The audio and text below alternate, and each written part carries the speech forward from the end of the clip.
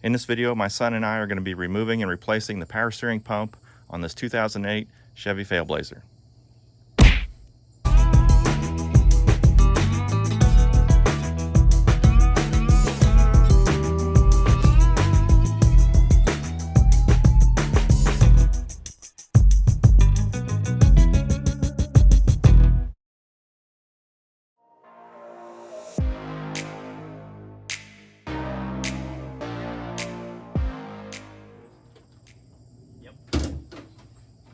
I remember from before.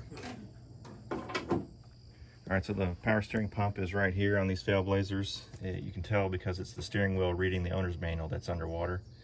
We're going to move some stuff out of the way and get the pump and the pulley off all at once. First things first, we're going to remove the 3 screws that are holding this air box in place. There's one down in there. But Aaron's going to go ahead and get these 3 out. We're going to remove this top cover. Did you get that magnet from CarPartscom? No, actually I bought that from the store. Oh. I didn't get that from CarParts.com. CarPartscom.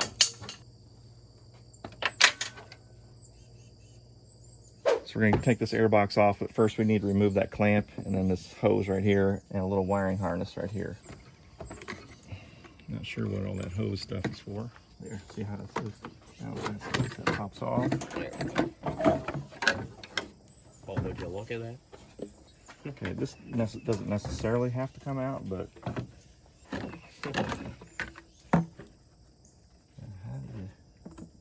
there you go. Just pull that gray tab back. You get the idea. Sling that out of the way, and then this little scoop comes out.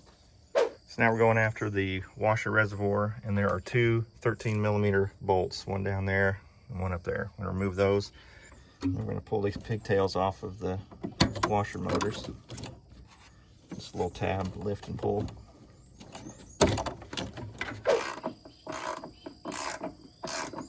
Wow, how does that work, bro? Physics are crazy. But the miracles. Alright, we're going to unclip the wiring. That's not supposed to come off. What's that? The wipers? That's the hose that goes to your rear wipers. No wonder why the... No, yeah, no wonder they didn't work. They weren't even attached. Somebody unplugged it. There is one wiring harness clip right here. It's connected to the reservoir, so you gotta get that wiring disconnected from it. Alright, so this whole thing can actually just kind of move back and out of the way.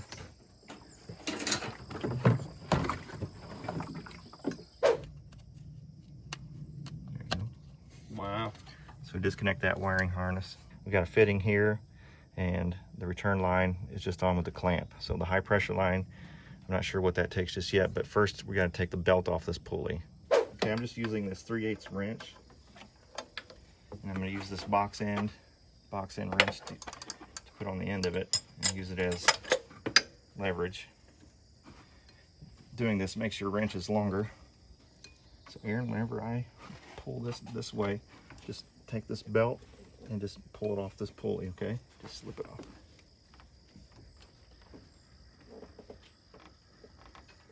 Okay, go ahead. Here you go. Nice. Okay, and the good thing about doing this with the 3/8 is I can let go of this with the wrench and it comes off and I don't get into my radiator hose. So you don't have to take that off to undo the serpentine.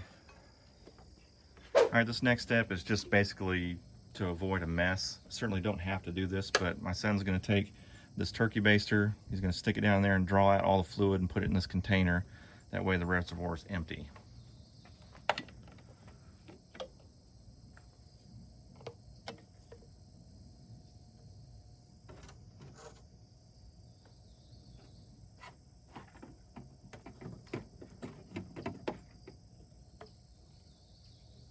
It's quite a bit of fluid in there, isn't it? Such a small space. I should say so. Right now we're going to be removing this fitting down here. This is the high pressure line. It's a 17mm. I'm just going to go ahead and remove that. And eventually there's an O-ring on this fitting that we're going to have to replace when we put the new pump in. And then there are 3 bolts holding the pump to the block itself. You can see there's one right here, one right there, and there's one right there. Those 3 bolts are easy to get to because GM was smart and put these holes in the pulley so we can remove these bolts. So these are 13 millimeter. Oh, that's getting real loose now. Yep. And then get the one underneath it. There you go. Oh. This thing is moving. Oh. There you go. Yeah, just go ahead and pull that out. Dude, it's like the second time you've done that. All right, so I've removed the fitting for the pressure line, move that out of the way. You can see that this is the return line that needs to come off, and it's just held on with a metal clamp.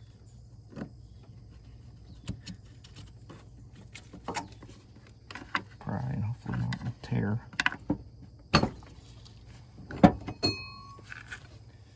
Always want to try to clean up after yourself.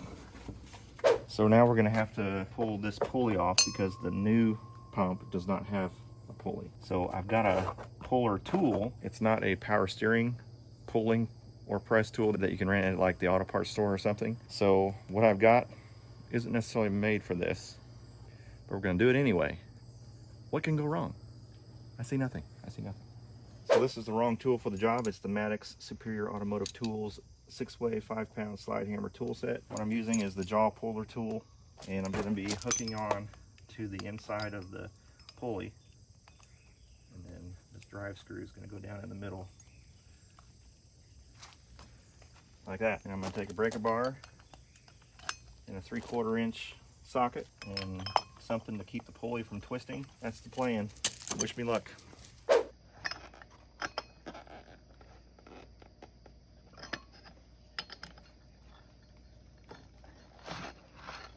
We need a vise bad, don't we? Yeah. Oh. That's a big move. Really hurting my back. Yeah, it's hurting my shoulders. There we go. I've got this drive screw all lubed up. It's always good to put WD-40 all over the screw. Yeah, it's turning. There we go, it's coming now. Yes. Pop any second now.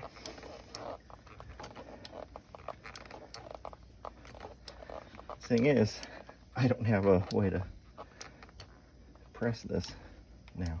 There we go. So what do we need?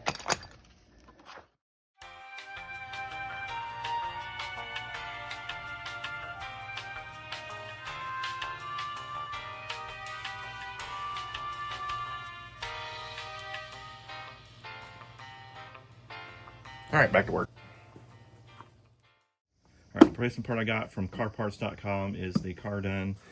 It is part number 9665990. Ordering this off of CarParts.com is very simple. You just type in all of your information on your vehicle, type in power steering pump, and boom, add to cart. So you've got the new pump. You get an O-ring for the high pressure line, which is fantastic.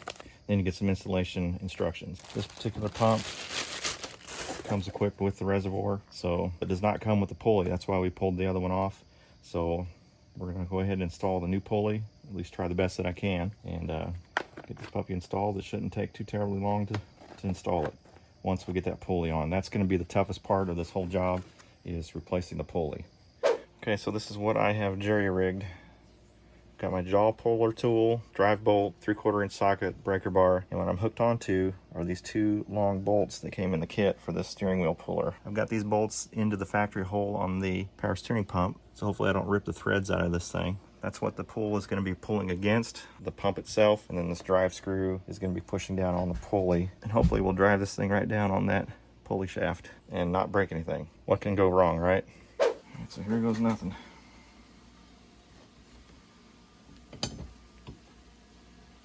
I really could use a vise.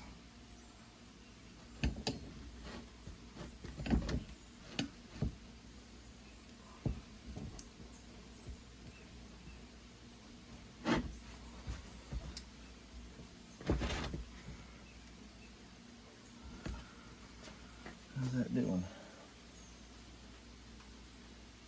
Okay, it appears to be going on straight. Since I'm driving straight down the middle of this thing, it's not going all cockeyed. So that's good.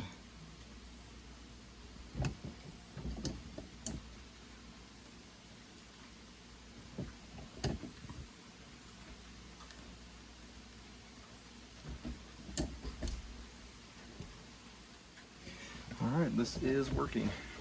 It's going on straight. I'm not really having to put too much force on the screw. If there's a way, a redneck will use hillbilly ingenuity to find it. Now it's starting to get kind of tight. Alright, so I finally got it on there. Yeehaw. These brass bolts are pretty soft, so they kind of bent there at the tip. Alright, it's on. Now we're ready to reinstall on the car. I'm going to put this new O-ring on the fitting.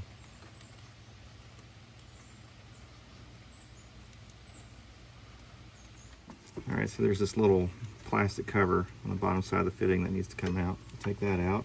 Aaron's going to put the first bolt in, just right up here at the top. Alright, before we put that top bolt in, I'm going to go ahead and try to get this fitting.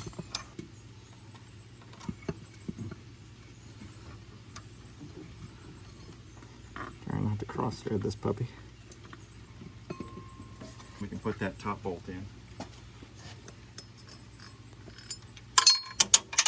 Dude. I'm just trying to do it, alright? Well, can't you just be proud of me? I can't see. You need to see. If you can't see, then you don't know what you're looking at. There we go. Now we're cooking with propane. Propane and propane accessories. I'll go ahead and chuck that up there. There we go.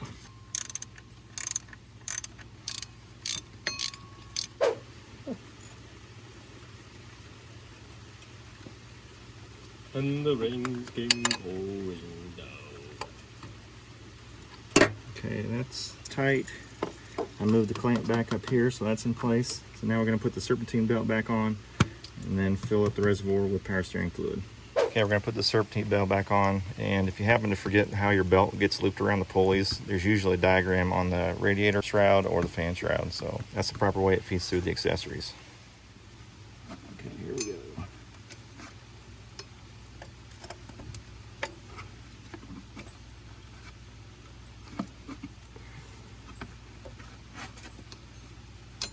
There. There you go.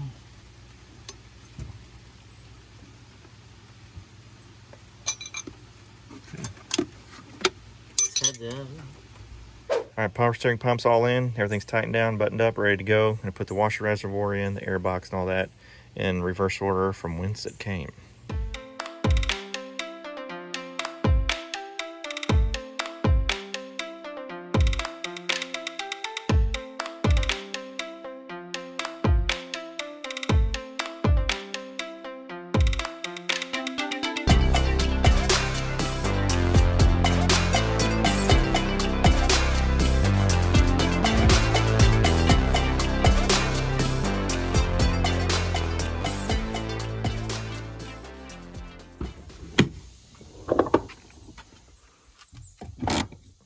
Alright, set the emergency brake. I'm going to lift the front tires up off the ground, turn the key. I'm not going to start it. I'm going to turn the key, that way I can turn the steering wheel.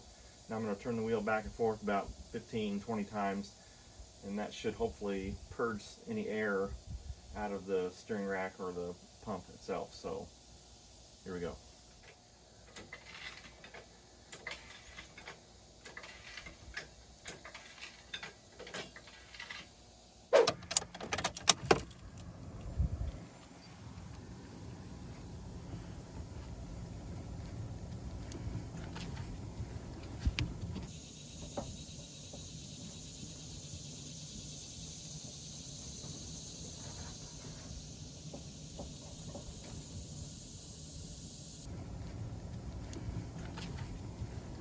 Okay, so I've gone back and forth with the steering wheel about 20 or so times. And now I'm going to turn the car on and do the same thing. Go back and forth with the steering wheel.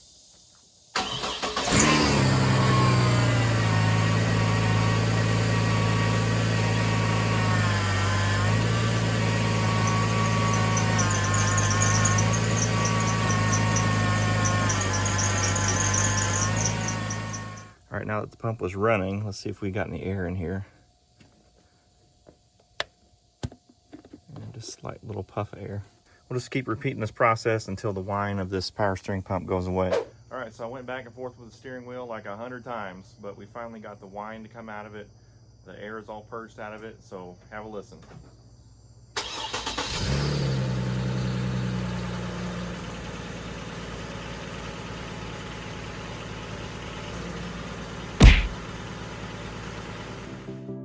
Special thanks to CarPartscom for sponsoring today's video. Guys, if you're searching for replacement parts for your vehicle, give CarPartscom a look. Their mobile-friendly site makes it super easy to search for and buy parts online anytime, anywhere, giving DIYers a parts store on demand.